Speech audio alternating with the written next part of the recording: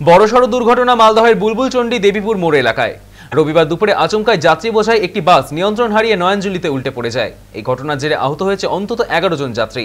জানা গিয়েছে, নালাগোলা থেকে মালদহের দিকে যাচ্ছিল বাসটি। পথে একটি তীব্র বাঁকে হঠাৎ চালক নিয়ন্ত্রণ হারিয়ে রাস্তার ধারের খালে গিয়ে পড়ে বাসটি। দুর্ঘটনার শব্দ শুনে ঘটনাস্থলে ছুটে আসেন স্থানীয় বাসিন্দারা। তারপর জানালার কাঁচ ভেঙে একে একে আহতদের উদ্ধার করেন তারা।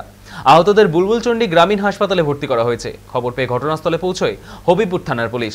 ক্রেন দিয়ে খাল থেকে ক্ষতিগ্রস্ত বাসটিকে তোলা হয়েছে। আপাতত খবর অনুযায়ী মৃত্যু হয়েছে এক যাত্রীর, বাকিদের অবস্থা আশঙ্কাজনক। ইতিমধ্যেই দুর্ঘটনাটিকে ঘিরে এলাকায় তৈরি হয়েছে ব্যাপক চাঞ্চল্য।